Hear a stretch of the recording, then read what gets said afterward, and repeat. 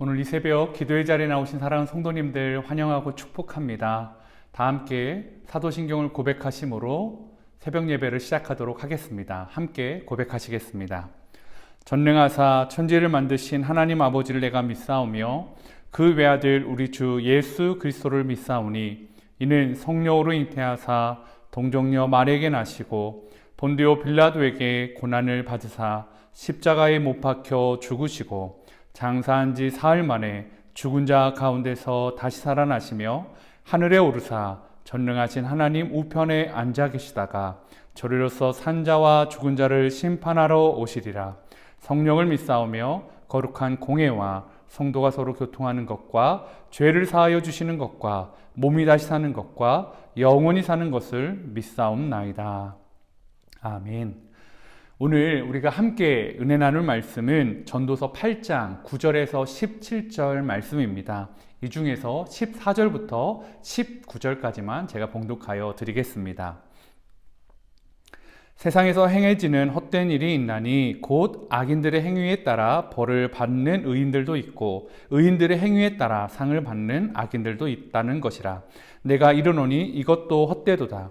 이에 내가 희락을 찬양하노니 이는 사람이 먹고 마시고 즐거워하는 것보다 더 나은 것이 해 아래에는 없음이라.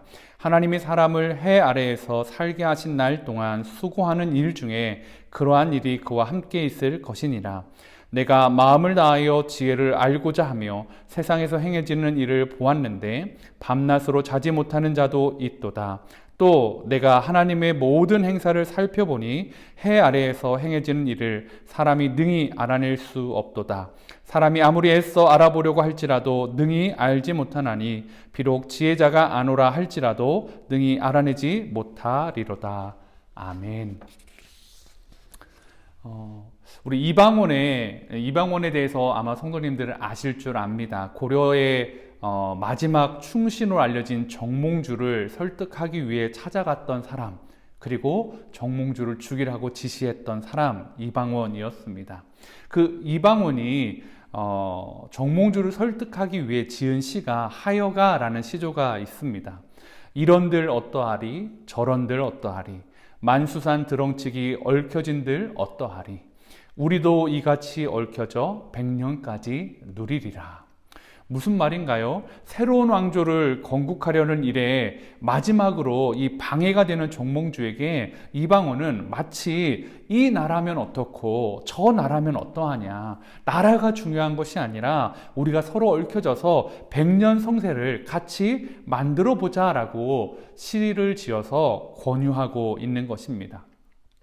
이방원은 아무래도 좋다는 의미가 아니라 사실 그 안에는 서슬퍼런 칼날이 숨겨져 있었다라는 거죠. 정몽주, 네가 우리의 편을 들지 않으면 너를 죽이겠다라는 그 마음이 이방원 안에는 있었다라는 것입니다.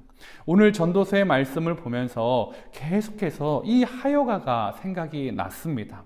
왜냐하면 이 전도자의 노래하는 세상은 인과응보의 법칙이 명확하게 적용되지 않는 세상처럼 보여졌기 때문입니다.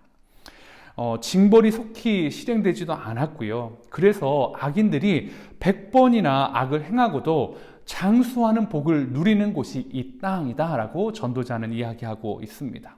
이러한 상황이다 보니까 악인들의 이 성세는 더욱더 커가는 시대를 바라보고 있습니다. 악인들로 인해서 의인들이 벌을 받습니다. 또 심지어 악인들의 행위로 의인들의 행위로 악인들도 복을 받는다라는 거죠.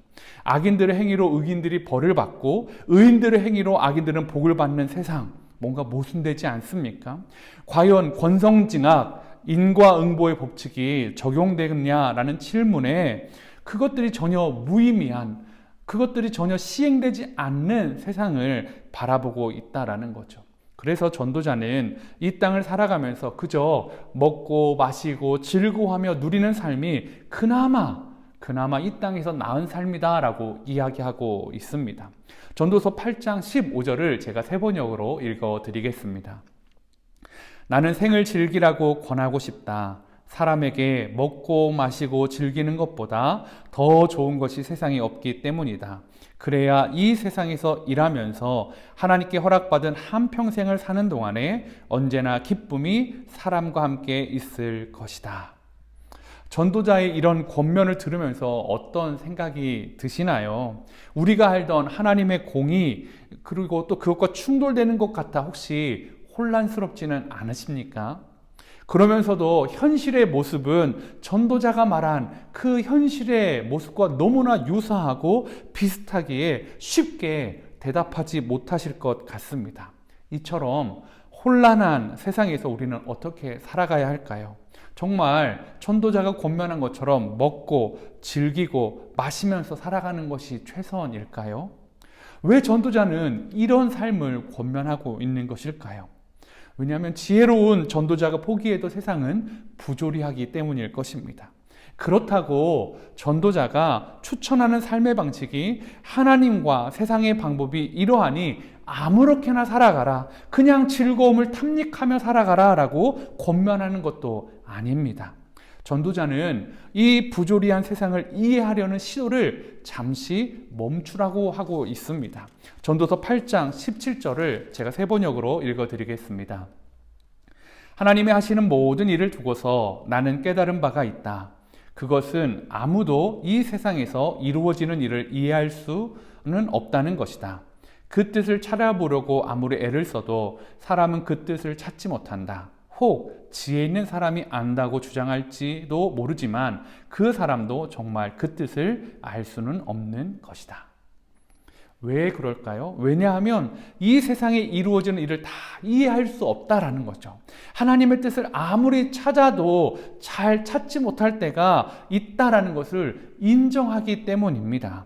인과응보의 법칙이 당장 실현되지 않는 현실일지라도 우리가 믿는 건 뭡니까? 우리는 언젠가 하나님께서 의인과 악의를 구별하여 합당한 보상과 처벌을 내리실 것이라는 것을 믿으며 나아가는 존재들입니다. 이해되지 않는 현실이 내 눈앞에 펼쳐지고 있음에도 하나님이 무능력함을 않다라는 것, 하나님이 무능력해서 이러한 일들이 벌어지지 않다라는 것을 믿고 나아가는 것.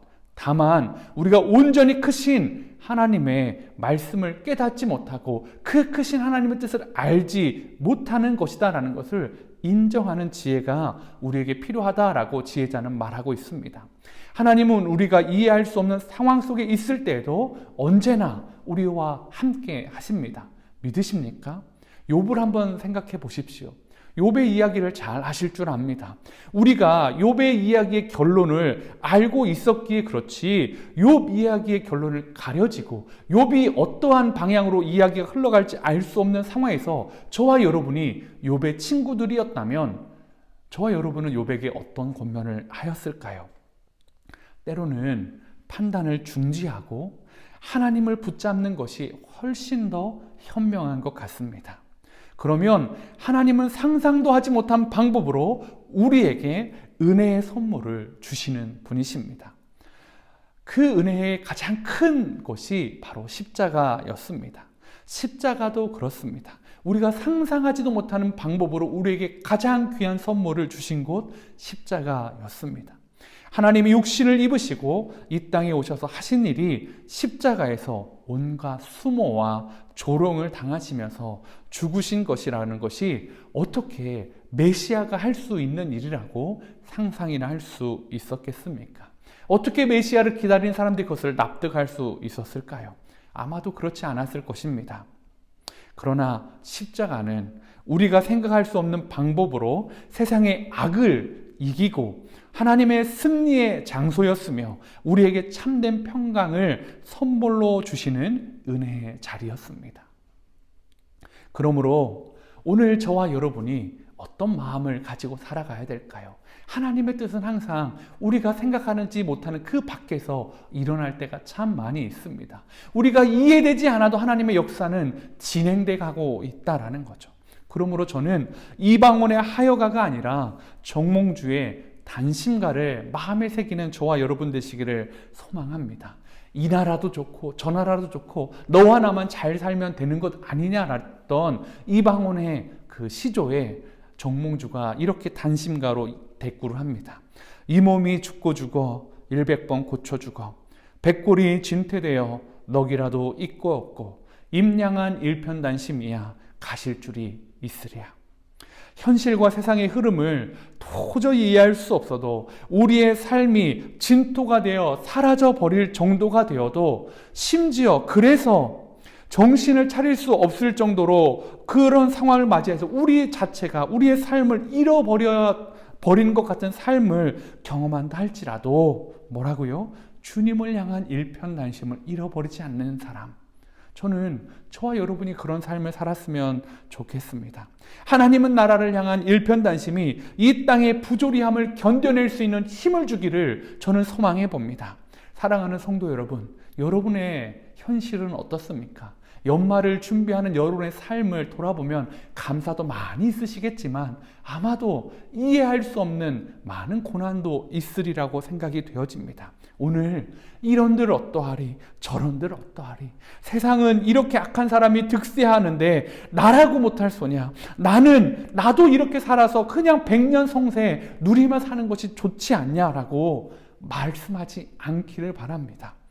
이 부조리한 세상에서 그럼에도 불구하고 주님을 향한 일편단심으로 세상에서 믿음으로 살아가는 저와 여러분 되실 때에 하나님께서 하나님의 그 영원한 나라에서 우리를 반겨 맞아주시고 우리에게 친히 이 모든 수고와 이 땅의 노고를 채워주시고 또 그것의 상급으로 부어주시는 은혜가 있을 줄 확신합니다. 오늘 영원한 우리의 본향 또 이해할 수 없는 것 가운데 하나님이 살아계심을 믿고 묵묵히 하루하루 살아가는 우리 귀한 믿음의 성도님 되시기를 축복합니다. 기도하시겠습니다.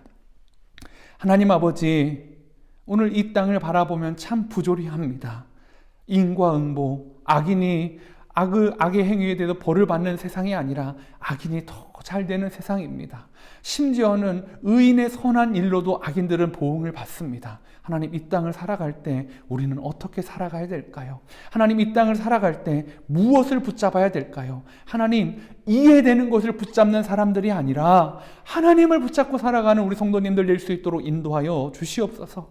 하나님을 붙잡고 살아감으로 이해되지 않는 고난의 순간에도 하나님 때문에 그 고난을 이겨나가는 욥과 같은 믿음을 가지게 하여 주시고 마음 가운데 일편단심으로 주님 붙잡고 하나님 넋이라도 있고 없고 임량한 일편단심이야 가실 줄이 있으랴. 세상이 아무리 부조리하고 세상의 고난이 내게 닥쳐온다 할지라도 주님을 향한 사랑을 주님을 향한 믿음을 흔들지 못하는 우리 함께 그린 교회 성도님 될 수 있도록 인도하여 주시옵소서. 그렇게 하여 주시길 원하오며 예수님의 이름으로 기도하였습니다. 아멘. 이 시간 우리 두 가지 기도 제목을 가지고 기도하며 나아가도록 하겠습니다. 첫 번째는 세상을 이해하는 사람이 아니라 하나님의 뜻과 섭리를 믿고 살아가는 자가 되게 하옵소서. 두 번째는 불의한 세상에서 욥처럼 원망하지 않고 믿음으로 승리할 수 있는 은혜를 주옵소서. 이 두 가지 기도 제목과 우리 여러분의 개인 기도 제목을 가지고 기도하며 나아가도록 하겠습니다. 기도하시겠습니다.